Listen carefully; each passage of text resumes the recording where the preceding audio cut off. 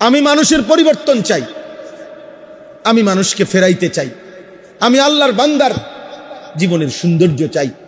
আমি চাই মুসলমানের ছেলেরা ফিরবে, মুসলমানের জওয়ানরা ফিরবে, মুসলমান আল্লাহর দিকে ফিরবে। আমার যদি এটা সিদ্ধান্ত হয়, তো এই সিদ্ধান্তের উপরে আমাকে মজবুত থাকতে হবে। লক্ষ্য পানে উদ্দেশ্য মহৎ হইলে, পদ্ধতি সঠিক হইলে, আল্লাহর জন্য হইলে গন্তব্যে পৌঁছবেই, গন্তব্যে পৌঁছবে ইনশাআল্লাহ, সফলতা আসবেই। ওয়ালাকিন লা তুহিব্বুনান নাসিহিন। যুবক শোনো, এইখানে আল্লাহ বলছে আল্লাহর আযাব যখন আসে তো নবীগণ বলছে, হায় জাতি, তোমরা আসলে নসিহতকারী উপদেশদাতার উপদেশে পাত্তা দাও না, পছন্দ করো না। তোমরা মূলত উপদেশকে ভালোবাসো না, তোমরা মূলত কেউ টেনে ধরাকে পছন্দ করো না, তোমরা কেউ গুনাহ থেকে ফিরাক এটা তোমরা চাও না, তোমাদেরকে নেক কাজে উৎসাহিত করুক তোমরা এটা চাও না। লক্ষ লক্ষ যুবক চায় তার সাথে এমন সঙ্গী খুঁজে সে যে তাকে গুনার কাজে উৎসাহিত করবে, পাপের কাজে আরো তাল দিবে। হ্যাঁ দোস্ত, মজা মার, নারী নাই তোর কাছে, আমার কাছে আছে। মদের আড্ডা দরকার, আয় আমার সাথে। জুয়ার আড্ডা চিনবি, আমার সাথে আয়। নর্তকী বেশ্যার আড্ডা চিনবি, আমি তোরে দেখাইতেছি। আমার তোর মোবাইলে এমবি নাই, আমার মোবাইলে আছে। দেখ দোস্ত, দোস্তের জন্য যদি উলঙ্গ ছবি না দেখাইতে পারি, দোস্ত হইলাম কি এর? হ্যাঁ, আমার মোটর সাইকেল তোরে যদি না দিতে পারি, বন্ধু হইলাম কিসের? চল নষ্ট হ, গুনাহ কর। আল্লাহ বলেন, এই নবীগণ বলতেন, ওয়ালাকিন লা তুহিব্বুনান নাসিহিন। হে আমার কওম, আহারে তোমরা তো নসিহতই পছন্দ করো না, উপদেশই পছন্দ করো না। নয়তো বলো না আমি কি পরিমাণ তোমাদেরকে বলেছি, বিনিময়ে আজ কোনো পাত্তা দিলা না আমার কথায়, আজ আযাবের মুখোমুখি হইলা, আজ ধ্বংস হয়ে গেল, ধ্বংস হয়ে গেল। ফাআখাযাতহুমুর রাজফাতু ফাআসবাহু ফি দারিহিম জাসিমিন। এটা সাংঘাতিক ভাইয়া। আল্লাহর ওয়াস্তে বুঝতে চেষ্টা করো, মুসলমানের সন্তান, খোদার কসম বিশ্বাস করো, মোবাইলের এই আসক্তি তোমাদের হিতাহিত জ্ঞান, বিবেক বোধ নষ্ট করে দিছে, যার কারণে ব্রেনে কাজ করে না। কি বলতেছে এই কথা ধাক্কা দিল, ঢুকতে চায়। মোবাইলের আসক্ত মারাত্মক। বর্তমান পৃথিবীতে কোন যুবক অন্য সব আসক্তি ছাড়তে পারে, মোবাইলের আসক্তি ছাড়তে পারে, বড় মারাত্মক। মোবাইল আর নর্তকী এক পুরুষের চাহিদা পূরণের জন্য। আব্বা, এত নারী লাগে না, 10টা মহিলা দিয়ে তুমি কি করবা? এত মহিলা দিয়ে কি করবা আব্বা? একজন পবিত্র হালাল স্ত্রীর জন্য অপেক্ষা করো, সেই স্ত্রী মিললে চাহিদাও পূরণ হবে, হাজারো দিনই ফায়দাও আসবে। আমার বিবি আছে, আমার 4টা ছেলে মেয়ে আছে, তা আমার 4টা ছেলে মেয়ে, আমার 4জন ছেলে মেয়ে, এই 4জন ছেলে মেয়ে প্রাথমিক কোরআন শিখা, ওযু নামাজ শিখা, আল্লাহ চিনা, রসুল চিনা, কালেমা ঈমান আমলের ছোট কথা বলু, সব কিছুই আলহামদুলিল্লাহ। তো আমার বাচ্চার মা আমার বিবির কাছ থেকেই তারা শিখছে। তাহলে একজন পবিত্র স্ত্রী দুনিয়া বিজয়ী চাহিদা তাও পূরণ হয়, আখিরাতের জন্য নেক কাজের সহযোগী হয়, নেক কাজের সহযোগী হয়। একজন বিবি তোমার সন্তানের মা হবে, একজন বিবি তোমার বংশের জন্য আগামী প্রজন্মকে এগিয়ে নেবে, একজন বিবি তোমার জীবনের পরামর্শের সুখে দুঃখের একজন সঙ্গী হবে। কিন্তু বেশ্যা, পতিতা, মোবাইলের নর্তকী, সিনেমার নর্তকী, সে তোমার কি কল্যাণ করবে? বলো না ভাই, মোবাইলের নর্তকী তোমার কি কল্যাণ? আমরা ওই দিনও কিতাবে পড়ছি, একজন সিনেমার নায়িকা, নাটকের নায়িকা, সে তো অভিনয়ের সময় প্রেমের এমন সুন্দর কথা পুরুষকে বলে, পুরুষ নাটকের কারণে না, অভিনয়ের কারণে না মহিলাকে প্রেমের এমন সুখের কথা বলে, এটা তো অভিনয়ের কারণে বলে, টাকার কারণে বলে। কিন্তু যেই মহিলা সকাল থেকে নিয়ে রাত 10টা পর্যন্ত একটা পুরা সংসার পরিচালনা কাজ করছে, এতগুলো মেহমানের রান্না করছে, পুরুষের রান্না করছে, বাচ্চাগুলোর কাপড় চোপড় ধুইছে, ঘরটাকে সাফ করছে, তারপরে স্বামীর খেদমতের জন্য যা যা লাগে সব করছে, শ্বশুর শাশুড়ির জন্য কিছু পরিমাণ খেদমত করছে, এত পরিশ্রম এত মেহনত কইরা সে যে তোমার সাথে সংসার করতেছে, এই এই স্ত্রীর সাথে তুমি নর্তকীরে মিলাও কেমনে? বুঝেন নাই মৌলানা সাহেব? অত অত হইল মোবাইলের নর্তকী, অত নায়িকা, অত অভিনয় করে আব্বা, অত সকালবেলা 4টা বাচ্চার কাপড় চোপড় ধোয় নাই, ধুইছে। ও তো তার স্বামী ঠিক বরাবর 1টা বাজে খানা খাবে, ওর জন্য খানা রেডি করে নাই, খানা সব রেডি করে লাইছে। এর সময় কইছে, শুনছ একটু আলুর ভর্তা কইরো, আচ্ছা। কদ্দুর মসুর ডাল রান্ধ, আচ্ছা। সব রান্ধা মাত্র বাইরেছে, এই সময় ফোন গেছে, 2জন মেহমান আছে, যেমনি হোক কদ্দুর নতুন অন্য একটু কিছু আসেনি চাও, মানে এটা আমি আমার ঘরের কথা কই, সবার ঘরে এমন। এই না জিন্দিগি ভাই, এই না জিন্দিগি। কাপড় চোপড় গোসল করার জন্য কাপড় ওইখানে রাইখাও অনেকক্ষণ ধরে কাজ করতেছে। তাইলে প্রিয় ভাই, একজন পবিত্র স্ত্রী তোমার জীবনের সঙ্গী।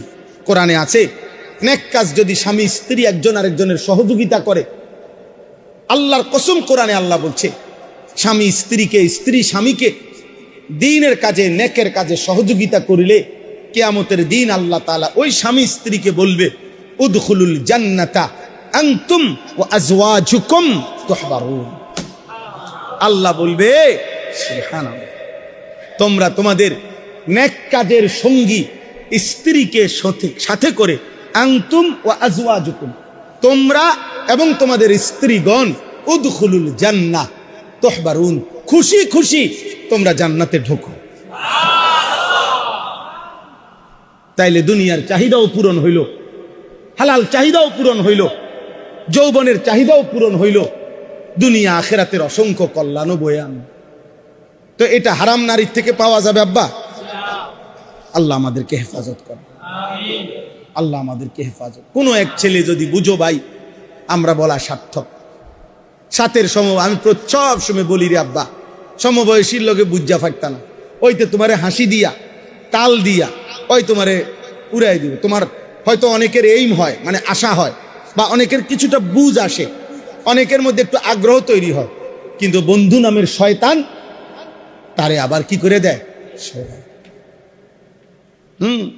হাদিসে আছে, আমার কাছে কিতাব আছে, এক লোক নবী সাল্লাল্লাহু আলাইহি সাল্লাম এর সময়ে আপনার নামাজের ওয়াক্ত চলে যাচ্ছে, ঘুড়ির পিছনে দৌড়াইতেছে, বুঝছেন নি? গুড্ডির পিছনে দৌড়াইতেছে। তো আল্লাহ নবী সাল্লাল্লাহু আলাইহি সাল্লাম উল্লেখ করে বলছেন, দেখো এক শয়তান আরেক শয়তানের পিছনে দৌড়াইতেছে। আরে আপনি আরো শুনেন, আরো লাগবে। একের সহজ একটা উদাহরণ বলি, হাদিসে আছে, নামাজে যে দাঁড়ায়, তো নামাজি ব্যক্তির সামনে দিয়ে যাওয়ার অনুমতি আসেনি? কথা বলে না ছেলেরা, ভাই তোমরা এটা জানোনি? নামাজি ব্যক্তির সামনে দিয়ে যাওয়ার কি নাই? এটা সবাই জানে এই কথাইটা, একেবারে পরিষ্কার। আমার নিজ চোখে এই হাদিস পড়ছি, মিশকাতে এই হাদিস আছে। আল্লাহ নবী সাল্লাল্লাহু আলাইহি সাল্লাম বলছেন, তোমাদের নামাজের, মানে কমপক্ষে নামাজের সেজদা আমি যেটুকু দেব, আমার এই সেজদা বরাবর এটুকু জায়গার এই সামনে দিয়া কেউ যেন অতিক্রম না করে। নবীজি বলছেন, তুমি তাকে হাত দিয়ে প্রতিহত করো। তো এই শব্দটা বলতে গিয়ে প্রয়োজনে তুমি তার সাথে যুদ্ধ করো, যুদ্ধ অর্থাৎ শক্তভাবে হাত কি করে এমন ভাবে ধরে রাখবা যে প্রয়োজনে যেন যুদ্ধ করতেছে, যে সে যেন কি না হইতে পারে, এখান দিয়ে পার হইতে কোনোভাবে না পারে। বিষয়টা এইভাবে বলার পর আল্লাহ নবী সাল্লাল্লাহু আলাইহি সাল্লাম বললেন, কেননা এই যে অতিক্রম করে ফেললে, যে লোকটা অতিক্রম করে, ফা ইন্নামা হুয়া শাইতানুন, এই শব্দটা হলো রাসূলুল্লাহ সাল্লাল্লাহু আলাইহি সাল্লাম বললেন, কেননা এ হচ্ছে শয়তান। তাহলে যে নামাজি ব্যক্তির সামনে দিয়ে পার হয়ে যাইতেছে, তারে নবী যদি বলে শয়তান, তো যে আরেকটা যুবককে উলঙ্গ ছবি দেখায়, নর্তকী দেখায়, জিনার ব্যভিচারের আড্ডায় নিয়ে যায়, হারাম খেলাধুলায় নিয়ে যায়, এটা কত নম্বর শয়তান? এটা শায়াতিন আল জিন, শায়াতিন আল ইনস ওয়াল জিন, এটা মানুষ শয়তান, ওইটা জিন শয়তান। ইবলিস হলো জিন শয়তান, আর এটা হলো কি শয়তান? আল্লাহ আমাদেরকে হেফাজত করেন। অতএব কষ্ট হইল গরমের মধ্যে, আপনারা মনোযোগ দিয়ে বসছেন, এই জন্য বললাম আমগো ফিকির এটা। তোমরা যুবক, আমি ফিরাইতে চাই, আমার এটা স্বপ্ন, সারা জিন্দেগির স্বপ্ন, মুসলমানের সন্তান আল্লাহর দিকে ফিরবে যতভাবে পারি চেষ্টা করিয়ে। মাদ্রাসায় নতুন জায়গা কিনছি, আলাদা মাদ্রাসা করতে চাইতেছি যুবকদের জন্য। কয়দিন পর পর স্কুল কলেজের ছেলে করে পড়াই। এই 13 তারিখ আলহামদুলিল্লাহ, গত 13 তারিখ প্রায় 250 স্কুল কলেজের যুবক আমাদের মাদ্রাসায় সকাল 8টা থেকে রাত 9টা পর্যন্ত আমরা দিন শিখাইছি। গত বছর প্রায় 1550 থেকে 1600 ছেলে 2025 সালে আমরা উযু, নামাজ, সূরা, কেরাত, দোয়া, কালাম আমাদের মাদ্রাসায় শিখাইছি। আগামী রবিবার আলহামদুলিল্লাহ প্রথমবারের মতো হাটহাজারী, চট্টগ্রাম হাটহাজারী মাদ্রাসার পাশে হাটহাজারী হুজুর রহমতুল্লাহ আলাইহি, শেখুল ইসলাম আল্লামা আহমদ শফি রহমতুল্লাহ আলাইহি খাস খাদেম ছিল শফি ভাই, শফি বদ্দা কয় যারে, ওনার মাদ্রাসায় আমাদের এই রবিবারে জোহর থেকে এশা পর্যন্ত কিশোর যুব এই তারবিয়তি কোর্স স্কুল কলেজের ছেলেদের জন্য। আমার শায়েখ আল্লামা মুফতি মুশতাকুর নবী সাহেব থাকবে, আমিও যাব। আমাদের চট্টগ্রামের আরেকজন ভালো ওয়াইজ আলেম আছে হযরত মাওলানা আব্দুল্লাহ মারুফ, উনি থাকবেন। নওজোয়ান ছেলেদের জন্য সারা দেশে আমরা করতে চাচ্ছি, কখনো একদিন, কোথাও 3 দিন, যেখানে যেটুক সময় হয়। ধীরে ধীরে প্রস্তুতি নিতেছি। ছোট একটা বই সিলেবাস বানাইছি, জীবন যেন সাজে সুন্নার ধাঁচে, এই বইটার নাম ছোট্ট। ফজর ক্যাম্পেইনের কাজ করি, সারা বাংলাদেশে চেষ্টা করি মুসলমানের কিশোর যুবক ছেলে ব্যাপকভাবে ফজরের নামাজের মুসল্লি হবে। প্রিয় ভাই, মনে রাখো, ফজরের মুসল্লি বাড়লে মাহাদির সৈনিক বাড়বে। ফজরের মুসল্লি বাড়লে ইমানের বিজয় কাছাকাছি হবে। আমার কাছে আরবি কিতাব আছে, আল বদরু ফিল হাসসে আলা সালাতিল ফজর। এই কিতাবের মধ্যে স্পষ্ট আছে যে ইহুদিদের বক্তব্য এটা পরিষ্কার, ইহুদিদের, মুসলমানদের ওই কাফেলার হাতে ইহুদিদের চূড়ান্ত পতন হবে, যেই কাফেলা জুমা এবং ফজর বরাবর হবে। আল্লাযীনা কানু ফি সালাতিল ফজর কা সালাতিল জুমআ। আমাদের ফজর আর জুমা বরাবর, বলে না ভাই? আমাদের ফজরের মুসল্লি আর জুমার মুসল্লি বরাবর, অর্ধেক অর্ধেক, মানে জুম্মায় যতজন হয় তার অর্ধেক ফজরে হয়। 3 ভাগের 1 ভাগ, 10 ভাগের 1 ভাগ। এই গত শনিবারে আমি আমার শায়েখ আল্লামা মুফতি মুশতাকুর নবী কাসিমি, আমরা 2 জন এক জায়গায় মাহফিলে গেছি। রাত্রে বেলা সারা রাত লাগাইয়া ফজরের ওয়াক্তে একই মসজিদে, একটা রাস্তার পাশের মসজিদে আমি এবং আমার শায়েখ হযরত আমরা গাড়ি থামাইছি ফজরের সময়। আমার গাড়িতে 3 জন, উনার গাড়িতে 3 জন, হযরতের গাড়িতে 6 জন মানুষ আমরা নামছি। মসজিদে ঢুইকা দেখছি, মসজিদে একেবারে কসমে কোরআন সামনে, মসজিদের ভিতরে ঢুইকা দেখছি ফজরের ওয়াক্তে একজন ছেলে নামাজ পড়াইতেছে। ছোট্ট একটা ছেলে, কালা একটা প্যান্ট পরা, তার পরনে এই একটা ফোলা পাঞ্জাবিটা, আমার মনে হয় কারোতে আনছে, হেইতে এটা হেতের পাঞ্জাবি না মনে হয়েছে আর কি, পাকে হেইতে হইতে পারে। তো আর পিছনে একটা ছেলে, এই কসম আল্লাহ, শুধু এই 2টা মানুষ ছাড়া পুরা মসজিদ আর একটা লোক না। নামাজের পরে জিগাইছি ছেলেটারে, পুরা হালাত শুনছি যে 3 গ্রাম না 3 মৌজার মসজিদ, এটা জামে মসজিদ। 1 মৌজা মানে হলো কয়েকটা গ্রাম মিল্লা, আগের দিনের মৌজা কইতো না। তো যেই মসজিদ যদি একেবারে 3 গ্রামেরও ধরেন না, 1 গ্রামেরও ধরেন না, আরে 20টা বাড়ির ধরেন না, 10 বাড়ির মুসল্লি ধরেন না মসজিদটা, তো 2 জন মসজিদে, বাচ্চা বাচ্চা ছেলে 2 জন, বুড়ারা কই, মাঝ বয়সীরা কই, বাকি মুসলমানরা কোথায়? তো যে জাতির ফজরের মুসল্লি হয় 2 জন, সে জাতির অধপতন ঠেকাবে কে? আমাদের আযাব আসবে না তো কার উপরে আযাব আসবে? বুঝেন নাই? এখনো যে আমরা টিকে আছি, এটাই তো শুকর। এজন্য মাদ্রাসা সংলগ্ন মসজিদগুলো তো আলহামদুলিল্লাহ তালেবে ইলম কওমি মাদ্রাসায় আলহামদুলিল্লাহ ভরপুর নামাজ পড়ে। কিন্তু বাকি সারা দেশের চিত্র এমন না। বাকি চিত্র কি না এমন। অতএব যুবক ভাই, তোমাদের কাছে অনুরোধ ভাই, ফজরের নামাজ পড়ো, বলো ইনশাআল্লাহ। ফজরের মুসল্লি, ফজর ক্যাম্পেইন, এটা আমাদের একটা মেহনত, মানে ফজরের প্রচারণা। সারা দেশে আমরা ফজরের প্রচারণা করি। রাসূলুল্লাহ সাল্লাল্লাহু আলাইহি সাল্লাম বলছেন, মান সাল্লা সালাতা সুবহি ফি ফাহুয়া ফি জিম্মাতিল্লাহ, যে ফজরের নামাজ পড়লো সে নিজেকে আল্লাহর জিম্মায় তুলে দিল, আল্লাহর সুপুর্দে দিয়ে দিল নিজে। ওই কিতাবে লিখছে, ইয়া আইয়ুহাশ শাবাব ইন লাম তাস্তাতি আলা নাজর, মানে তুমি যদি ভিন নারী দেখার থেকে নিজেকে হেফাজত করতে না পারো, তাহলে কি সুন্দর উনি লিখছে, ফজরের নামাজ জামাতে পড়ো আর আল্লাহকে বলো, আল্লাহ ফজরের সেজদা দিয়া আমি আমাকে তোমার হাতে তুলে দিলাম, তুমি আমার চোখের হেফাজত করো। এরপর উনি লিখছেন, হে হে ইমানদার, যদি তোমার রিজিকের পেরেশানিতে থাকো, ফজরের নামাজ পড়ো, ফজরের সেজদা দিয়ে আল্লাহকে বলো, আল্লাহ আমাকে আপনার হাতে তুলে দিলাম, আপনি আমার রিজিকের ব্যবস্থা করে দেন। ফাহুয়া ফি জিম্মাতিল্লাহ, অর্থাৎ সব বিষয়ে দোয়া করো, সব বিষয় চাও আল্লাহর কাছে, আল্লাহ আপনার জিম্মায় আমি দিলাম আমারে, আপনি আমার সব প্রয়োজন পূরণ করেন। আল্লাহ আমাদেরকে তৌফিক দান করে। চেষ্টা করো বাপ, চেষ্টা করো। আহা, নবী সাল্লাল্লাহু আলাইহি সাল্লাম হাসরের ময়দানে জিজ্ঞেস করবে, উম্মত 365 দিনে কোনো দিন ফজরের ওয়াক্তে মুয়াজ্জিন তোমারে এক বছরে একদিনও উঠাইতে পারলো না, বেঈমান রেফারি তোমারে 4টা বাজে ঘুমের থেকে উঠাই দিতে পারলো ফুটবল খেলার জন্য। হায় উম্মত, আজ কার কাছে আসছো সুপারিশের জন্য? হাসরের ময়দানে নবী বলল, মনে রাখো, নবী জিজ্ঞেস করবে সুপারিশের জন্য।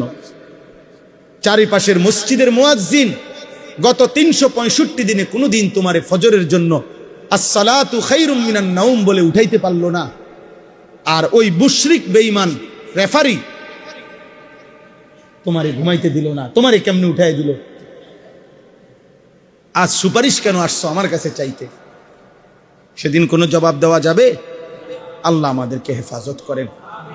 আল্লাহ তাআলা বলেন, এই শেষ তর্জমা বলি, আল্লাহ তাআলা বলেন নাফরমান পাপীর দ্বিতীয় চরিত্র, ওয়ালা ইন আযাকনাল ইনসানা মিন্না রাহমাতান সুম্মা নাযা'না মিনহু, লম্বা সময় যখন আমি বেঈমান নাফরমান পাপীকে আমার দয়ায় ভালো রাখি, অতঃপর যদি আমি কিছু সময়ের জন্য তার সুখ আনন্দ, তার উপরে আমার নিয়ামত সরাইয়া ফেলি, মুসিবত দেই, কোনো বিপদে মুসিবতে ফেলি, তো আল্লাহ বলেন ইন্নাহু লায়াউসুন কাফুর, সাথে সাথে সে তৎক্ষণাৎ বিপদের প্রথম মুহূর্তেই হতাশ হয়ে যায়, আমি আল্লাহর নাফরমানি শুরু করি।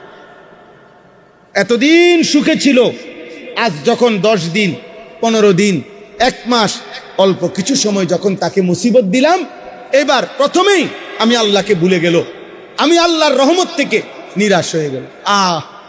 শেষ, আমার আর সম্ভাবনা না। কি একবারে বিশ্বাস করেন, 6টা লাখ টাকা জাগাত মায়ের, আর মনে হয় ব্যবসা কপালেন।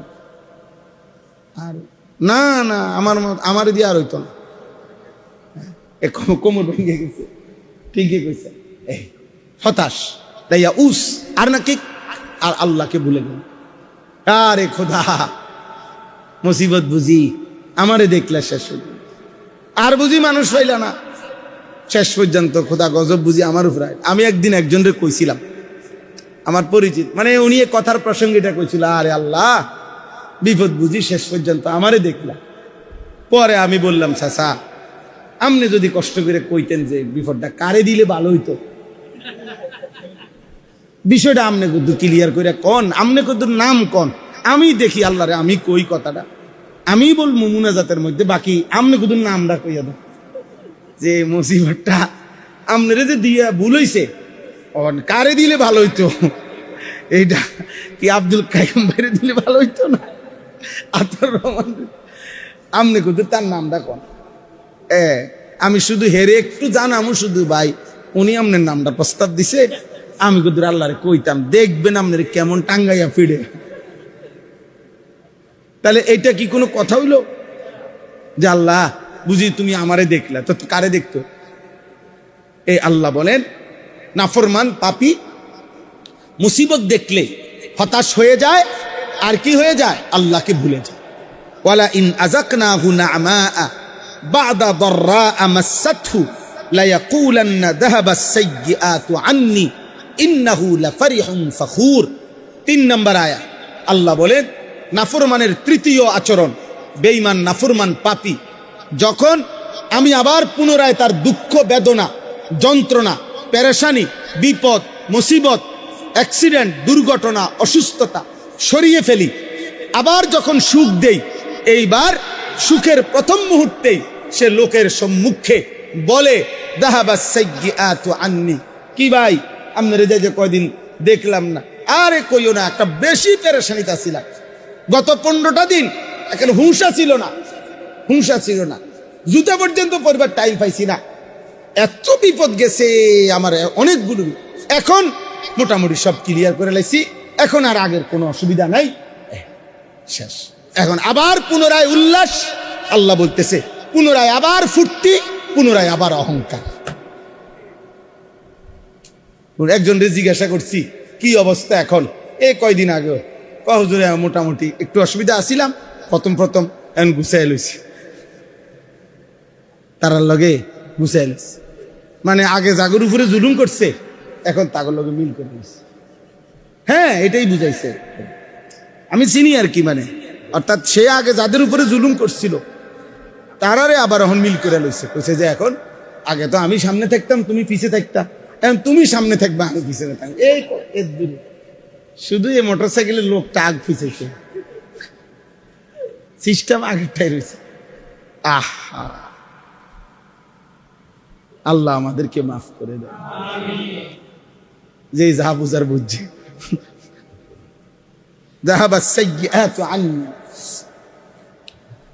নাফরমান বলে বিপদ আপদ মুসিবত যা ছিল সব শেষ হয়েছে, ইন্নাহু লাফারিহুন ফখুর, পুনরায় সে উল্লাস করছে অহংকার করছে। তার মানে সুখে কিংবা দুঃখে, প্রিয় ভাই, সুখে কিংবা দুঃখে আযাবের আসতে দেরিতে কোনো অবস্থাতে নাফরমান যখন শক্ত হয়ে যায় পাপী, তখন আর কোনো অবস্থাতে সুখেও আল্লাহকে মনে পড়ে না, দুঃখেও আল্লাহকে কি মনে। আপনি আতাউর ভাই শুনেন, আপনি আমার কথাটা শুনেন, এ বেডারে বলছে কেবিন দিছে হসপিটালে, মনে করেন আগামী সোমবার আপনার অপারেশন, এই যে আপনার কেবিন, এই কেবিনের ভিতরে বইয়া বেডার আগামী সোমবারের অপারেশন হবে, মনে করেন উনি কেবিনে বইয়া টেলিভিশনে রঙিন টেলিভিশন চায়, হ্যাঁ সোমবারে অপারেশন, মানে দুঃখেও চার আল্লাহর কথা কি আসে না। তার রুগীর অপারেশন চলতেছে, তার বেডির সিজার হইতে আছে, হেতেরে কইছে আপনি রিসিপশনে বসেন, রিসিপশনে এত বড় এলইডি দিয়া নর্তকী নাচতেছে, নাটক চাইছে, আপনি নাটক চান, কোনো অসুবিধা নেই, এটা না। নাইলে হসপিটালের সাথে এখানে মুমূর্ষ ব্যক্তির পেরেশানি, এখানে টেলিভিশন দেখাই দিচ্ছে যে গুনার আরে বিপদের মুহূর্তেও আল্লাহকে কি করবেন না, বলেন নাই তো কারণটা কি, নাই তো কারণটা কি যে এই বিপদের মুহূর্ত তারে টেলিভিশন দেখাইতে হইব, ওই উদ্দেশ্যে এটাই, কোনো অবস্থাতেই আল্লাহকে যেন কি না পড়ে মনে না। নাউজুবিল্লাহ। শেষ আয়াত আল্লাহ বলেন এই নাফরমান পাপী এই আচরণের বিল্লাল্লাযীনা সাবারু ওয়া আমিলুস সালিহাত, আমার যে সকল ইমানদার বান্দা সবর করে এবং নেক আমল করে। সবর করে মানে হলো, সবরের মূল অর্থ হইল আল্লাহ তাআলার হুকুমের উপরে জমে থাকা, কোনো গুনাহ হতে না দেওয়া, কোনো আদেশ ছুটতে না দেওয়া, এটাকে বলে সবর। সবরের মূল অর্থ হইল আল্লাহর হুকুমের উপরে কি থাকা, অটল থাকা, জমে থাকা, মজবুত থাকা, এটাকেই বলা হয় মূলত সবর। তাইলে আল্লাহ বলেন যারা আমার হুকুমের উপরে অটল রইল, ও আমিলুস সালিহাত, এবং নেক আমল করতে থাকলো, ভাই আমি সুখে থাকি বা দুঃখে থাকি, পেটে খানা থাকুক অথবা না থাকুক, আনন্দ কিংবা বেদনা, চাহিদা পূরণ হোক বা না পূরণ হোক, আমার আল্লাহ ছাড়া আমার আর কেউ নেই। এ আল্লাহ বলেন এমন বান্দা যারা উলাইকা লাহুম মাগফিরাতুন ওয়া আজরুন কাবীর, আমি এমন প্রিয় বান্দার জন্য ওয়াদা দিলাম তার পিছনের সব গুনাহ মাফ করে দেব, আগামীতে আমি আল্লাহ আজরে কবীর মহা বিনিময় জান্নাত দিয়ে দেব। শর্ত কি?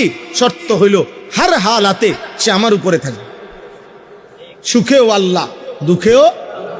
প্রত্যাশা পূরণ হলেও আল্লাহ, প্রত্যাশা পূরণ না হলেও আল্লাহ।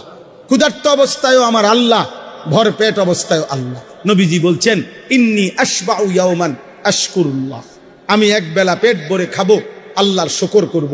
ওয়া আজুউ ইয়াওমান আতাসাব্বারু বিল্লাহ, আমি এক বেলা ক্ষুধার্ত থাকবো, সবর করব। নবীজি বলছেন আল্লাহ আপনাকে পেট ভরা অবস্থায়ও ডাকতে মনে রাখি, আপনাকে ক্ষুধার্ত অবস্থায়ও মনে রাখি, এই হোক আমার জিন্দেগি, এই হোক আমার কি। হযরত আইয়ুব আলাইহিস সালামের নাম শুনছেন না? আইয়ুব আলাইহিস সালাম কিতাবে আছে 12 বছর কিংবা 18 বছর রোগে যন্ত্রণায় পেরেশানিতে ভুগছে, মারাত্মক অসুস্থতা ছিল, রোগ হইছে। 18 বছর পরে আল্লাহ ওনাকে পূর্ণ সুস্থ করছে, সব কিছু আবার ফেরত দিছে। মানে সংক্ষেপে বলতেছি তো, কিতাবের মধ্যে আছে, আমি আরবি কিতাবের মধ্যে পড়ছি। আইয়ুব আলাইহিস সালাম আল্লাহকে জিজ্ঞেস করছিলেন, আল্লাহ আপনি আমারে, অসুস্থতার আগে আমার 70 বছর গেছে, ওই 70 বছরে আপনি আমার কোন আচরণে নারাজ হইলেন? আপনি আমারে 18 বছর এই অসুস্থতায় ফেলে কেন রাখলেন? অথবা আপনি আমারে এই 18 বছরের অসুস্থতা দিয়া আপনার কি পেলেন? কদ্দুরে এমনি মন চাচ্ছে জানতে। এই আল্লাহ তাআলা বলছে আইয়ুব শোনো, অসুস্থতার আগের 70 বছর সুস্থ ছিলে, তুমি আমাকে পুরা ডাকছ, আমার বন্দেগী করেছ, আমার এক জাররা কোনো অভিযোগ নাই, আমি তোমার ওই সময়ের ইবাদতেও খুশি। 18 বছর আবার তুমি আমারে অসুস্থ অবস্থায়ও ডাকছো, পূর্ণ আমার এই অবস্থায়ও তোমার ব্যাপারে কোনো অভিযোগ নাই, তুমি রোগের অবস্থায়ও আমারে ডাকছো, বাকি আমি এই 2 রকম করলাম কেন? আল্লাহ তাআলা বলেন আইয়ুব আমার জাতের কসম, 70 বছর সুখের সময় তুমি আমারে যে ডাকছিলা, আমার জাতের কসম আইয়ুব 18 বছর বা 12 বছরের রোগের মুহূর্তে, দুঃখ বেদনার রোগ আর যন্ত্রণায় তুমি যখন আমাকে ডাকতা, 70 বছরের ডাকের চাইতেও 18 বছরের বেদনার ডাক আমার কাছে বেশি মজা লাগছে। সুখের ডাকের চাইতে দুঃখের ডাকে আমি মাওলা মজা পাইছি বেশি আইয়ুব। এই জন্য আমি তোমার 18 বছরের কষ্ট দিয়েও পরীক্ষা করছি, দেখি আমার আইয়ুব সুখেও যেমন আমাকে ডাকে, দুঃখেও আমাকে ডাকে। এই জন্য কোরআনে আল্লাহ বলছে নি'মাল আবদু ইন্নাহু আওয়াব, নি'মাল আবদ। আইয়ুব আলাইহিস সালামের কথা বলতে গিয়ে আল্লাহ বলছে ও আমার বড় প্রিয় বান্দা, ও আমার বড় উত্তম বান্দা। নি'মাল আবদ, ও না অনেক ভালো বান্দা। সুবহানাল্লাহ। তাইলে সুখে কিংবা দুঃখে সব অবস্থায় কে? চলো ভাই আমরা দোয়া করি। এই রাত গভীরে সবার কাছে অনুরোধ, প্রত্যেকে শেষ পর্যন্ত যারাই আমরা টিকলাম, বইলাম, রইলাম, আল্লাহ আমাদের সবাইকে ঈমান আমল দান করেন। যুবক ভাই তোমাদের কাছে অনুরোধ, দোস্ত সবার কাছে অনুরোধ, সারা পৃথিবী জুড়ে ওলামায়ে কেরাম, ইসলাম, মুসলমান, মাদ্রাসা এর বিরুদ্ধে প্রতিনিয়ত ষড়যন্ত্রই চলছে। কে কতক্ষণ থাকবো, কে কতক্ষণ আছি কেউ জানি না, কেউ জানি না, অসুবিধা নাই। কিন্তু মূল কথা হলো আমাদের সবার কাছে অনুরোধ, আল্লাহর দিকে আমরা ফিরবো ইনশাআল্লাহ, 5 ওয়াক্ত নামাজ পড়বো ইনশাআল্লাহ। আল্লাহ তাআলা আমাদের সবাইকে সব অবস্থায় আল্লাহকে ডাকার তৌফিক দান করেন। ছেলেরা শেষবারের মতো কও ফজরের নামাজ পড়বা না? না স্কুল কলেজের ফুলাইন কও, মাদ্রাসা ছাত্ররা তো এমনি পড়ে, কও ভাই ইনশাআল্লাহ, হিম্মত করো, আল্লাহ তৌফিক দান করেন। একজনই নিয়ত করো যে আমি পড়বো হুজুর ইনশাআল্লাহ, দেখো ইনশাআল্লাহ আল্লাহ তোমার জিন্দেগির মধ্যে বরকত দিবে। তুমি একটানা 5 ওয়াক্ত নামাজ পড়েই দেখো, এই সমাজ তোমাকে আলাদা মূল্যায়ন করবে। আল্লাহ তৌফিক দান করেন, আল্লাহ কবুল করে নেন। এটা সাংঘাতিক ভাইয়া, আল্লাহর ওয়াস্তে বুঝতে চেষ্টা করো। মুসলমানের সন্তান, খোদার কসম বিশ্বাস করো, মোবাইলের এই আসক্তি তোমাদের হিতাহিত জ্ঞান, বিবেক বোধ নষ্ট করে দিছে, যার কারণে ব্রেনে কাজ করে না। কি বলতেছে এই কথা ধাক্কা দিল, ঢুকতে চায়।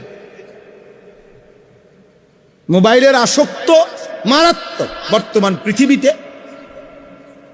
কোন যুবক অন্য সব আসক্তি ছাড়তে পারে, মোবাইলের আসক্তি ছাড়তে পারে, বড় মারাত্মক। হাজার হাজার ছেলে আমাদের মাদ্রাসাগুলোর থেকে প্রতিদিন ঝরে যায়।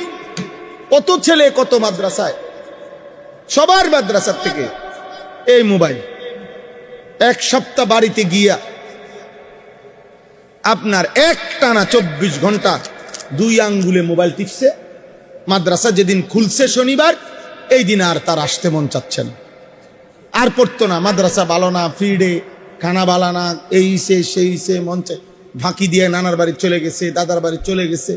মূল কারণ একটাই, মোবাইল। মূল কারণ মোবাইলের আসক্তি। আহা, কত মায়ের স্বপ্ন, কত বাবার স্বপ্ন বৃথা হয়ে গেছে। কত স্বামী স্ত্রী হারায় ফেলছে, কত স্ত্রী স্বামী হারায় ফেলছে মোবাইল। কত নারী পরকীয়া আসক্ত, কত স্বামী পরকীয়া আসক্ত, পরকীয়া আসক্ত। মোবাইলের নর্তকীর কাছে কোনো ভুল দেখে না, নিজের স্ত্রীর কোনো গুণে দেখে না। বুঝেন না? হারামের মধ্যে মজা পায় আছে, হালালের মধ্যে কোনো গুণে নাই। এর কাছে দৃষ্টিতে, এর বউর কাছে কিছুই নেই, সব আছে নর্তকীর কাছে। নাউজুবিল্লাহ। চলো ভাই, ভাবতে শিখো। দেখো তুমি 24 ঘন্টা এমন সুন্দর জীবন, যৌবন, এমন সুস্থতা, এমন সময় এভাবে অনাদরে অবহেলায় চলে যাওয়া, শেষ করে দেওয়া ঠিক না, ঠিক না। আমরা কিতাবের মধ্যে পড়ছি কিমাতুজ জামান ইনদাল উলামা, পৃথিবী বিখ্যাত কিতাব, শেখ আব্দুল ফাত্তাহ আবু গুদ্দা রাহমাতুল্লাহ আলাইহি লিখছেন এই কিতাব। যুগে যুগে ওলামা মনীষীদের কাছে সময়ের মূল্য কি ছিল, কদর, সময়ের মূল্য বুঝতেন যারা, এই নামে বাংলা অনুবাদও আছে। ওই কিতাবের একেবারে প্রথম আলোচনা শুরুতেই আছে যে আল্লাহ তাআলা মানুষকে মৌলিক নিয়ামত যা দিয়েছে, উসুলি নিয়ামত, মৌলিক নিয়ামত, ফুরুই না, শাখাগত নিয়ামত না, মোটা দাগের মৌলিক যে কয়টা নিয়ামত, যেমন ঈমান একটা মৌলিক নিয়ামত আল্লাহ যাকে দান করছে, ঠিক তারপরে একটা মানুষকে আল্লাহ তাআলা মৌলিক যে নিয়ামতটা দান করছেন সেটা হচ্ছে এই সময়, হায়াত, জীবন, আমার বয়স, আমার হায়াত, এটাই তো সময়। আমার হায়াত, যাকে আল্লাহ যেটুকু হায়াত দিছেন মানে তো এতটুকু সময় দিছেন, সময় দিছে। আমার হায়াত মানে কি? আমার সময়। আমার জীবন মানে কি? আমার সময়। আমার 45 বছর বয়স মানে কি? এই পরিমাণ ঘন্টা, মিনিট, সেকেন্ডের সমষ্টি, এরই তো নাম 45 বছর। এটাই তো 45 বছর। 45 বছর এবার আপনি যদি বাইর করতে পারেন, তাহলে আপনি এবার 12 মাস বছরে, তাহলে 12 মাস বাইর করতে পারবেন। এবার আপনি 24 ঘন্টায় দিন, দিন বাইর করতে পারবেন। আপনি 60 মিনিটে ঘন্টা, ঘন্টা বাইর করতে পারবেন। 60 সেকেন্ডে মিনিট, আপনি মিনিট বাইর করতে পারবেন। তাহলে আপনার হায়াতের 45 বছর যেমন বাইর করতে পারছেন, হায়াতের কত মোট সেকেন্ড এটাও তো আপনি বাইর করতে পারবেন। সময় আর কি, আমাদের হায়াত মানে আমাদের কি? সময়। এটা আমাদের জীবনের বড় পুঁজি ভাই। বাবাদেরকে বলি, ভাইদেরকে বলি, আমাকেও বলি, উঠতি নওজোয়ান আলেম যারা আছেন আপনাদেরকে বলি, সময়কে ধারণ করলে মানুষ দামি হয়, সময়কে ধারণ করে মানুষ স্মরণীয় হয়, সময়কে ধারণ করে মানুষ বরণীয় হয়। আমি এখন বলতে পারি যে আজ আমার 22 বছর, আলহামদুলিল্লাহ, আমার ওয়াজের জিন্দেগি 22 বছর। আজ থেকে 22 বছর আগে ধরে আপনি আমার চিনলেন, তাহলে আমি তো 22 বছর আগে ওয়াজ করছি। ওখানে না অনেকে চিনে,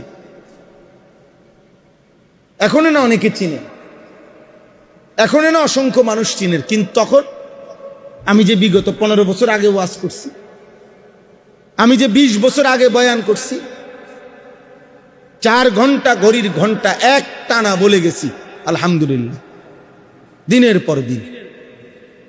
তাইলে সময়কে ধারণ করতে হয়। হায়াতের এই সময় আল্লাহ তাআলার দয়ায় উদ্দেশ্যের পানে অনেক লম্বা সময় ব্যয় করতে হয়।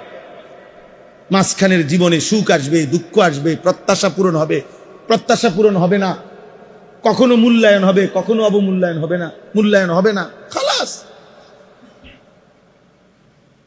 সব কিছু সামনে নিয়ে আমার উদ্দেশ্যে আমি মজবুত থাকতে হবে।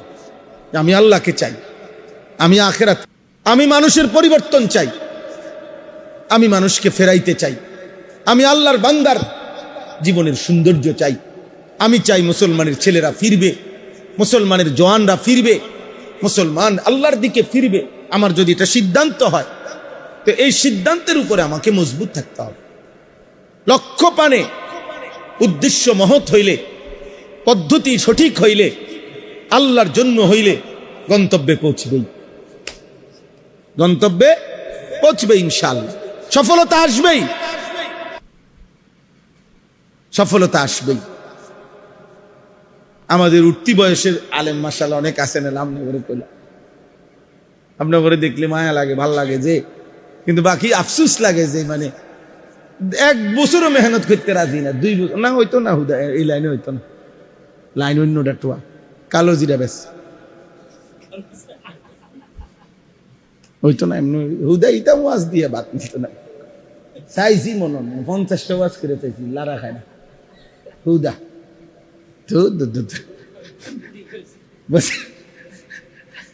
বাদ দে, মধু বেশ না। আমি খারাপ করতেছি না, নাউজুবিল্লাহ, মানে আমি একটু কথার কথা কইলাম, কেউ রাগ হইয়েন না ভাই, মানে এটা বুঝাইতেছি আর কি। করে যদি কেউ ব্যবসায়ী করে করুক, সে কোনো অসুবিধা নাই, কিন্তু ওই যে ঘন ঘন জায়গা বদলান, মানে সিদ্ধান্ত বদলানো, আমি এটা বুঝাইছি আর কি। ইস্তেকামত চাই, উদ্দেশ্যের পানে আমার মজবুত সিদ্ধান্ত থাকা চাই। সফলতা আসবে ইনশাআল্লাহ, সফলতা আসবে, কামিয়াবি আসবেই। মান জাদ্দা ওয়াজাদা, এত দীর্ঘদিনের প্রবাদ ভুল হইতে পারে না। মান জারা হাসাদা, যে ফসল ফলায় সেই ফসল কাটে। মান জাদ্দা ওয়াজাদা, যে পরিশ্রম করে সেই পেয়ে থাকে। মান তালাবাল উলা সাহারাল লায়ালি, যে বড় হতে চায়, উচ্চ লক্ষ্যে পৌঁছতে চায়, তাকে হাজারো রাত জেগে থাকতে হয়, জেগে থাকতে হয়, অসংখ্য রাত জাগতে হয়, বহু রাত কোরবানি দিতে হয়, বহু সুখ কোরবানি দিতে হয়, বহু আনন্দ কোরবানি দিতে হয়। একদিন সে মঞ্জিলে মকসুদে পৌঁছে যায়। আল্লাহ আমাদেরকে তৌফিক দান করে। এজন্য মেহনত চাই, যথাযথ পন্থায় মেহনত, আল্লাহর সন্তুষ্টির জন্য, দ্বীনের জন্য। জায়গা ঘন ঘন বদলান, ঘন ঘন বয়স মনে 40 হয়েছে না, দল পাল্টাই লাইছে 3-4টা, মাশাআল্লাহ। কদিন পর পর ডিগবাজি দেয়। হ্যাঁ, দেখবেন একদিন ঘুম থেকে জায়গায় দেখবেন ডিগবাজি দিতে দিতে আর কোন দল আর নাই, শেষে কবে আমি দল। নাউজুবিল্লাহ। হ্যাঁ, আমাদের এই ছোট জীবনেও আমরা কম বেশি অনেক দেখছি, অনেক দেখছি না। আসলাফ ও আকাবিরের মহান পথে, এটা আপনাদেরকে বললাম না, আমি আমার বলা আমাদেরকে বললাম। 160 বছর দারুল উলুম দেওবন্দের বয়স, 160 বছর। 1866 সনে প্রতিষ্ঠিত হয়েছে দারুল উলুম দেওবন্দ, আমাদের কওমি মাদ্রাসা। আজকে 2026, বরাবর 160 বছর। এই 160 বছরে বহু চড়াই উতরাই, বহু মূল্যায়ন, বহু ষড়যন্ত্র, সব কিছুর মুখোমুখি হয়েও আসলাফ ও আকাবিরের এই মেহনত স্বমহিমায় গোটা পৃথিবীতে এখনো জেগে আছে। আলহামদুলিল্লাহ। আল বারাকাতু মা আকাবিরিকুম, আল খায়রু মা আকাবিরিকুম, ইনদা যিকরিস সালিহিন তানজিলুর রাহমা। পূর্বসূরি মহান বুজুর্গদের নাম নিলে সুফিয়ান ইবনে উয়াইনা রাহমাতুল্লাহ আলাইহি বলছেন, সালিহিনের নাম নিলে তানজিলুর রাহমা, সেখানে আল্লাহর রহমত নাজিল হয়। ইদানিং এই ভটকা মটকা দুই একজন, এদের কথায় আকাবির কি, পূর্বসূরি কি, বুজুর্গ কি, না কিচ্ছু না, তুমিই সব বাবা, তুমি মেন, তোমার থেকে শুরু, আশা করা যায় তোমার থেকে শেষ হয়ে যাবে, তোমার থেকে শুরু, তোমার থেকে শেষ হয়ে যাবে। নাউজুবিল্লাহ। আমি অনেক দিন বলছি, আলহামদুলিল্লাহ, আমার এক আল্লাহ যদি তৌফিক দেয়, আমি বারবার বলছি, আমার জীবনের একটা আশা যে আমার আসলাফ মহান বুজুর্গানে দিনের পিছনে থেকে দিনের কাজ করতে চাই, ভিন্ন নামে, ভিন্ন কোনো কিছু দিয়া পরিচিত হতে চাই না, ভিন্ন কোনো কিছু নাই, ভিন্ন কোনো নাম নাই, ভিন্ন কোনো তরিকা নাই। তরিকা আমাদের আসলাফের 1450 বছরের চলমান ধারায় আল্লাহর পথে মানুষকে ডাকা, আল্লাহর পথে ডাকা। এখানে আশ্চর্য হবেন, আমি আপনার ঘরে শুনাই একটা জিনিস, দেখাই, আপনারাও বাকিরাও বুঝবেন, সবাই বুঝবেন। এখানে আছে সূরা আরাফের মধ্যে 5 জন নবীর ঘটনা আছে। নূহ আলাইহিস সালাম, হুদ আলাইহিস সালাম, সালেহ আলাইহিস সালাম, লূত আলাইহিস সালাম, শুআয়ব আলাইহিস সালাম। এই 5 জন নবী আল্লাহর পক্ষ থেকে, 5 জন নবী এই সূরা হুদের মধ্যে আছে। আমি যেই সূরার আয়াত পড়ছি, পৃথিবীতে সবচেয়ে বেশি মানুষকে আল্লাহর নবীগণের মধ্যে যারা দাওয়াত দিছেন, আর ওনাদের কওম সর্বোচ্চ নাফরমানি করছে, সীমা লঙ্ঘন করছে, পাপের সীমা লঙ্ঘন করছে, ফলে আল্লাহ তাআলা এই 5 জন নবীর কওমকে চিরতরে ধ্বংস করে দিছে, পুরা জাতি একসাথে শেষ করে দিছে আল্লাহ।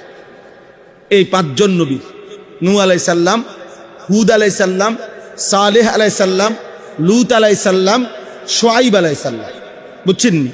এই 5 জন নবীর কওমকে আল্লাহ তাআলা পাপ আর নাফরমানির সীমা লঙ্ঘন করার কারণে আল্লাহর আযাব দিয়ে আল্লাহ একেবারে শেষ করে দিছে। তো ওইখানে আছে, এই সূরাতে আছে, সূরা আরাফেও আছে, সূরা হুদের মধ্যেও আছে 500 জনের ঘটনা।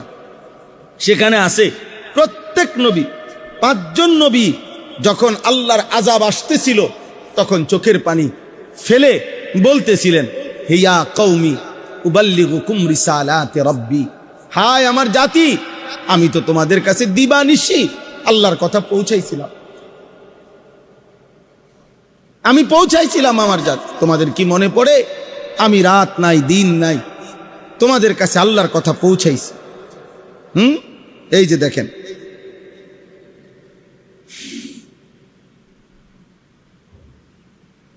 ফাতাওয়াল্লা আনহুম ওয়া ক্বালা ইয়া কওমি লাকাদ আবলাগতুকুম রিসালাতা রাব্বি ওয়া নাসাহতু লাকুম ওয়ালাকিন লা তুহিব্বুনান নাসিহিন। আমি তোমাদেরকে কত উপদেশ দিলাম, ওয়ালাকিন লা তুহিব্বুনান নাসিহিন। যুবক শোনো, এইখানে আল্লাহ বলছে, আল্লাহর আযাব যখন আসে তো নবীগণ বলছে, হায় জাতি, তোমরা আসলে নসিহতকারীর, উপদেশদাতার উপদেশে পাত্তা দাও না, পছন্দ করো না, তোমরা মূলত উপদেশকে ভালোবাসো না, তোমরা মূলত কেউ টেনে ধরাকে পছন্দ করো না, তোমরা কেউ গুনাহ থেকে ফিরাক এটা তোমরা চাও না, তোমাদেরকে নেক কাজে উৎসাহিত করুক তোমরা এটা চাও না। লক্ষ লক্ষ যুবক চায় তার সাথে এমন সঙ্গী খুঁজে সে যে তাকে গুনার কাজে উৎসাহিত করবে, পাপের কাজে আরো তাল দিবে। হ্যাঁ দোস্ত, মজা মার, নারী নাই তোর কাছে, আমার কাছে আছে, মদের আড্ডা দরকার, আয় আমার সাথে, জুয়ার আড্ডা চিনবি, আমার সাথে আয়, নর্তকী বেশ্যার আড্ডা চিনবি, আমি তোরে দেখাইতেছি, আমার তোর মোবাইলে এমবি নাই, আমার মোবাইলে আছে, দেখ দোস্ত, দোস্তের জন্য যদি উলঙ্গ ছবি না দেখাইতে পারি, দোস্ত হইলাম কি এর? হ্যাঁ, আমার মোটর সাইকেল তোরে যদি না দিতে পারি, বন্ধু হইলাম কিসের? চল নষ্ট হ, গুনাহ কর। আল্লাহ বলেন, এই নবীগণ বলতেন, ওয়ালাকিন লা তুহিব্বুনান নাসিহিন, হে আমার কওম, আহারে তোমরা তো নসিহতই পছন্দ করো না, উপদেশই পছন্দ করো না, নয়তো বলো না আমি কি পরিমাণ তোমাদেরকে বলেছি, বিনিময়ে আজ কোনো পাত্তা দিলা না আমার কথায়, আজ আযাবের মুখোমুখি হলে, আজ ধ্বংস হয়ে গেল, ধ্বংস হয়ে গেল। ফাআখাযাতহুমুর রাজফাতু ফাআসবাহু ফি দারিহিম জাসিমিন। এক ভূমিকম্প আসলো, এক কম্পনে আল্লাহ তাআলা বলেন ওই মানুষগুলো বসা ছিল, যে যেভাবে ছিল উল্টা হইয়া পইরা উপর হয়ে পড়ে সব শেষ হয়ে গেল, সব শেষ হয়ে গেল। প্রিয় বাবা, প্রথম দিন যেদিন নবী সাল্লাল্লাহু আলাইহি সাল্লামকে আল্লাহ তাআলা প্রথম যেদিন মানুষকে আল্লাহর দিকে ডাকতে বলছে, যেই কোরআনের যেই আয়াতের মাধ্যমে, সেদিন প্রথম কি বলছে আল্লাহ তাআলা? সেদিন প্রথমেই বলছে ইয়া আইয়ুহাল মুদ্দাসসির কুম ফাআনদির। এটাই প্রথম, অর্থাৎ ইকরা বিসমি রাব্বিকাল্লাযী খালাক, এটা তো প্রথম আয়াত কোরআনের। কিন্তু মানুষকে আল্লাহর দিকে ডাকার জন্য প্রথম আদেশ করছেন দ্বিতীয় আয়াত, মানে দ্বিতীয়বার যেটা নাজিল হয়েছে সূরা মুদ্দাসসির। কুম ইয়া আইয়ুহাল মুদ্দাসসির, হে চাদর পরা বন্ধু আমার, কম্বল পরা নবী আমার, শুয়ে থাকলে হবে না বন্ধু। নবী সাল্লাল্লাহু আলাইহি সাল্লাম শোয়া ছিলেন, কম্বল গায়ে, চাদর গায়ে।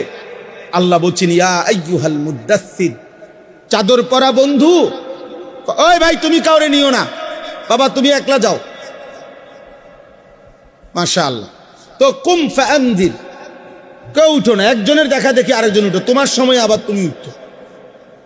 এটা মনে করো না, এটা অভ্যাস করো, তাইলে ভালো হবে। আল্লাহর দিক থেকে সরে যাইবে না, জান যায় যাক, কষ্ট হোক, গরমই তো লাগতেছে, আর কি, এর চাইতে বেশি কিছু না। এটুকু গরমে মরবে না, আল্লাহ তৌফিক দান করেন। তাইলে কি বলতেছিলাম? জি, আল্লাহ বললেন বন্ধু ঘুমাইলে চলবে না, চাদর খুলেন, কম্বল সরান, কুম উঠেন, দাঁড়ান বন্ধু। ফাআনদির, এই প্রথম শব্দ। ফাআনদির, আমার বান্দাদেরকে জাহান্নামের ভয় দেখান, কবরের ভয় দেখান, আযাবের ভয় দেখান, আমি আল্লাহর ভয় দেখান। নবী সাল্লাল্লাহু আলাইহি সাল্লাম মক্কার মানুষদেরকে ডাকছেন। সাফা পাহাড়ের পাশে আবু কুবাইস, সাফা আর জাবালে আবু কুবাইস একসাথেই এই পাহাড়ের চূড়ায় দাঁড়িয়ে নবী সাল্লাল্লাহু আলাইহি সাল্লাম তার কওমের লোকদেরকে ডাকছেন। কুরাইশের লোকেরা একত্রিত হয়েছে। আল্লাহর নবী সাল্লাল্লাহু আলাইহি সাল্লাম বললেন ইয়া মা'শারা কুরাইশ আরাআইতুম লাউ আখবারতুকুম আন্না খাইলান তুসাব্বিহুকুম আলাস্তুম মুসাদ্দিকি।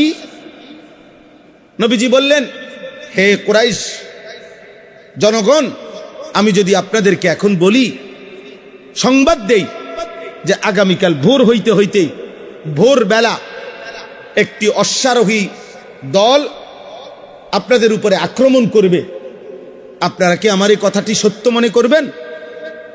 আলাস্তুম মুসাদ্দিকি, আপনারা কি আমাকে সত্য মনে করবেন না? এভাবে নবীজি জিগাইলেন প্রথম।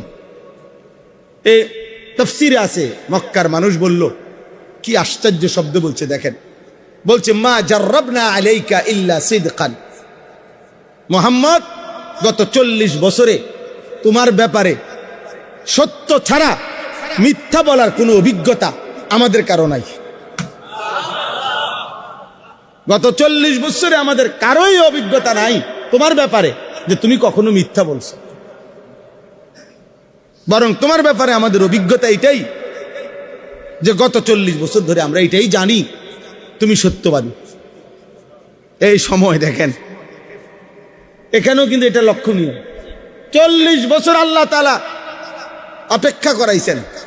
নবী সাল্লাল্লাহু আলাইহি সাল্লাম যদি 12 বছর বয়স থেকে কালেমার দাওয়াত দিতেন, তাতে আরো কিছু বেশি মুসলমান হইলে, বোঝেন নাই কথাটা? 12 বছর বয়সের থেকে কামে লাগাই দিত। 40 বছর খামখেয়ালি কথা মিয়া, এত লম্বা সময় পার করলেন, 40 বছর। আমাদের খতিবে আজম, মুনাজিরে জামান, আমাদের গর্ভের ধন, আমাদের অহংকার, আমাদের বাংলাদেশ না সারা পৃথিবীর রত্ন আল্লামা নুরুল ইসলাম অলিপুরি দামাত বারাকাতুহুমুল আলিয়া, হযরতের জবানে আমি শুনছি বিগত 40 বছর ছিল আল্লাহ তাআলা নবী সাল্লাল্লাহু আলাইহি ওয়াসাল্লামের নবুয়তের দলিল হিসাবে আল্লাহ তাআলা রেডি করছেন 40 বছর বয়সে যিনি যখন দাবি করছেন আমি নবী, এবার যেন পৃথিবীবাসী এক নজরে তাকাইছে, আচ্ছা দেখি কেমন লোক নবী হইল। আল্লাহ তাআলা বললেন, দেখো পৃথিবীবাসী বিগত 40 বছর তার দেখো কোন জায়গায় 1 সেকেন্ডের একটা দাগ বসাইতে পারবা এমন একটা স্পট, এমন একটা কালো চিহ্ন তার জীবনে। এমন সুন্দর, এমন পবিত্র, এমন উত্তম, সে নবী হবে না তো হবেটাকে? মা জাররাবনা আলাইকা ইল্লা সিদকা, আমরা তোমার ব্যাপারে সত্য ছাড়া অন্য কোনো অভিজ্ঞতা নাই। আল্লাহ নবী সাল্লাল্লাহু আলাইহি সাল্লাম তখন বললেন ফা ইন্নী নাযীরুন লাকুম বাইনা ইয়াদাই আযাবুন শাদীদ, নিশ্চয়ই আমি তোমাদের নিকট ভয় প্রদর্শনকারী, নাযীর, বাইনা ইয়াদাই আযাবুন শাদীদ। হে আমার জাতি, এই মিথ্যা, এই কুফর, এই শিরিক, এই মূর্তি পূজা, এই চুরি ডাকাতি জিনা ব্যভিচার রাহাজানি, এর পরিণামে তোমাদের জন্য সামনেই অপেক্ষা করছে আযাবুন শাদীদ, বড় ভয়ানক আযাব। তোমরা ফিরে আসো, তোমরা আল্লাহর দিকে ফিরে আসো।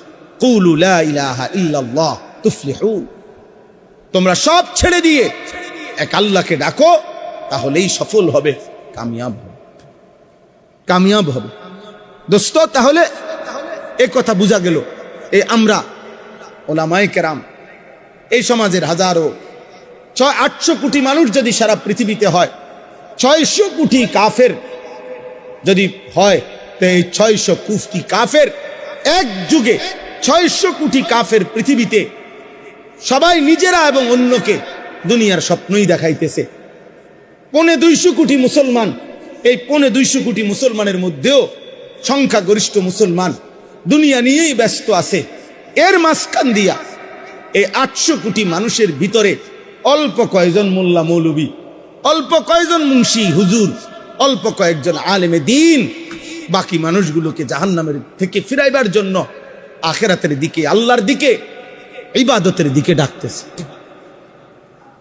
হ্যাঁ, জানো না ভাই, এই জন্য এই সারা বিশ্ব জুড়ে আপনারা ভেবে দেখেন, সারা পৃথিবী জুড়ে যত কাফের, বেঈমান, মুশরিক, যত নাস্তিক, মুরতাদ, আল্লাহ দ্রোহী, ইসলাম বিদ্বেষী, তাদের ষড়যন্ত্রের, সমস্ত ষড়যন্ত্রের কেন্দ্রবিন্দু এই হুজুররা।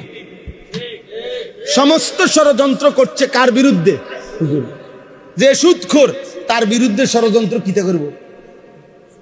হয়তো তো লাইনে আছে, বুঝলেন না? যে ঘুষখোর, তার বিরুদ্ধে কি ষড়যন্ত্র করব কাফেররা? এটা তো লাইনে আছে। যে নারী বেপর্দা, বেহায়া, আর বিরুদ্ধে কি ষড়যন্ত্র করব? ষড়যন্ত্র কিতা করবে? সে তো লাইনেই আছে। যেই সমস্ত লক্ষ লক্ষ যুবক প্রতিনিয়ত রাত নাই দিন নাই 24 ঘন্টা মোবাইল, নারী, ছবি, অশ্লীলতা, বেহায়াপনা, অসভ্যতার মধ্যে লিপ্ত, ওদের বিরুদ্ধে দুশ্মন কি ষড়যন্ত্র করবে? দুশ্মন তো ওদেরকে নিয়েই নিছে ওদের কাছে। আমরা তাদেরকে ফিরাতে চাই। এই অল্প কয়েকজন আলেম, এই জন্য বারবার বারবার ষড়যন্ত্রের কেন্দ্রবিন্দু ওলামায়ে কেরাম, ওলামায়ে কেরাম। আর এর মধ্যে, এই ওলামায়ে কেরামের মধ্যে কথা স্পষ্ট, পৃথিবীতে একেবারে সূর্যের মতো কথা স্পষ্ট, সারা পৃথিবীর সবচেয়ে বেশি ষড়যন্ত্র কওমি মাদ্রাসার ওলামায়ে কেরামের বিরুদ্ধে। এটাই বাস্তবতা।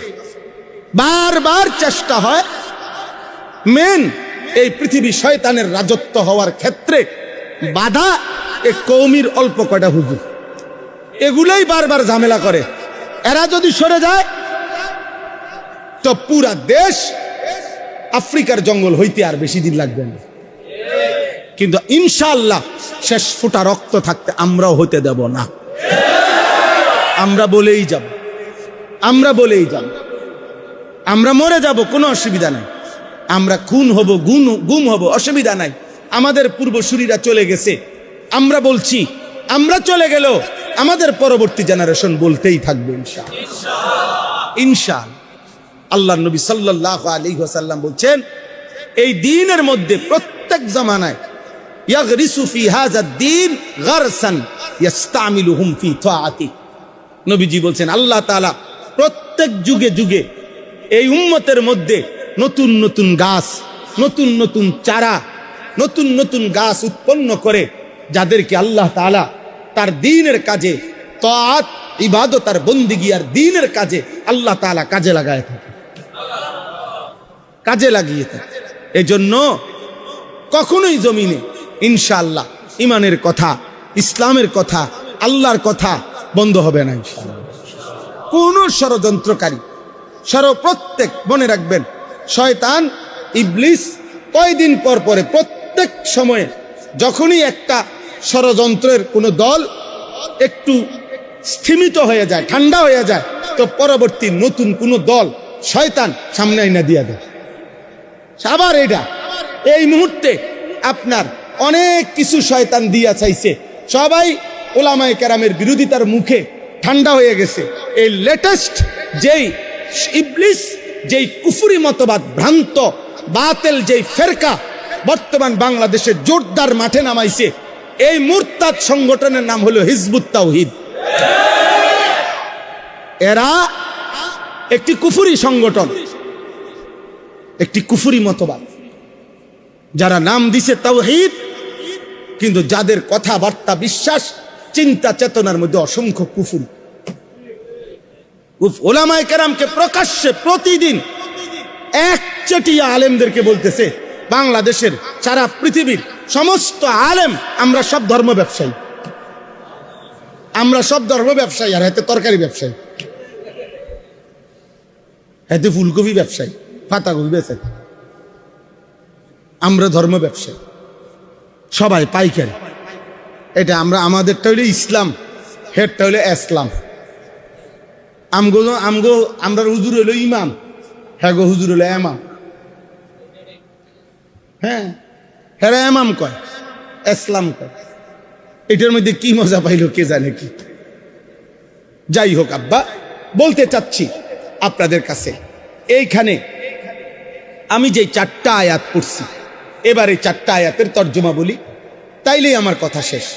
বিশেষ করে কিশোর, নওজোয়ান, ছেলে, বাবা, ভাই, সবাইকে অনুরোধ করলাম, আমাদের আল্লাহ, আমাদের ইসলাম, আমাদের ধর্ম, আমাদের কোরআন, এর মধ্যেই আমাদের নিরাপত্তা, এর মধ্যেই আমাদের শান্তি, এর মধ্যেই আমাদের স্বস্তি, এর মধ্যেই আমাদের তৃপ্তি।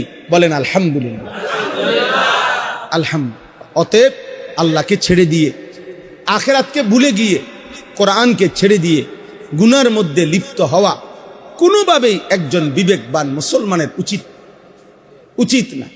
এখানে আল্লাহ তাআলা, আমি 4টা আয়াত পড়ছি, সূরা হুদ 12 নম্বর পারা, 11 নম্বর সূরা, সূরা হুদের 4টি আয়াত, 8, 9, 10, 11, এই 4টা আয়াত। এর অল্প 4টা আয়াতের প্রথম 3 আয়াতে আল্লাহ তাআলা বেঈমান, নাফরমান, পাপীর 3টা আচরণ বলছে, আর শেষের আয়াতে 4 নম্বর আয়াত মানে 11 নম্বর আয়াত আল্লাহ তাআলা ইমানদারের বৈশিষ্ট্য বলছে। এই কথাটাই শুধু শোনেন, আগে মুখে বলি, এরপরে তর্জমা বলবো, সহলে বুঝবে।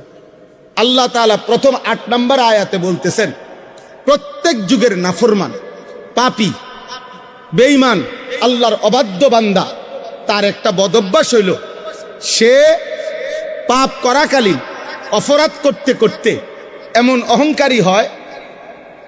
অহংকারী হয়, যখন দেখে পাপ করার পরেও, নাফরমানি করার পরেও কোনো মুসিবত, কোনো আযাব, কোনো বিপদ তার উপরে আসতেছে না, বরং সব কিছু আরামসে চলতেছে, এক পর্যায়ে সে বলতে শুরু করে, মা ইয়াহবিসু, আল্লাহ যে বলছে পাপ করিলে আযাব দেয়, শাস্তি দেয়, কই আমি তো পাপ করতেই আছি, আল্লাহর আযাব আসতে বাধা দিল কে?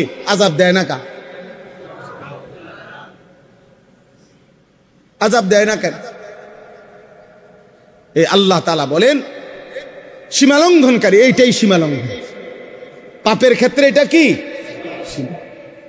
অহংকারী এমন পর্যায়ে পৌঁছে যায়, এবার যেন ভাবে যে এটা কিছুই না, আমার উপরে কোনো মুসিবত আসবে না, আমার উপরে কোনো মুসিবত আসবে। কোরআনুল কারীমের মধ্যে আছে, নবী সাল্লাল্লাহু আলাইহি সাল্লামের জামানায় নবীজি যখনই আযাবের বর্ণনা দিতেন, তো কাফেররা বিদ্রুপ করত, ঠাট্টা করত। তো একদিন নজর ইবনে হারেস একজন কাফের সর্দার নবীজির সামনেই বলতেছে, মুহাম্মদ রাহো, তোমার আল্লাহর কাছে আমি কই। তো হাত উঠাইছে, আল্লাহুম্মা ইন কানা হাযা হুয়াল হক,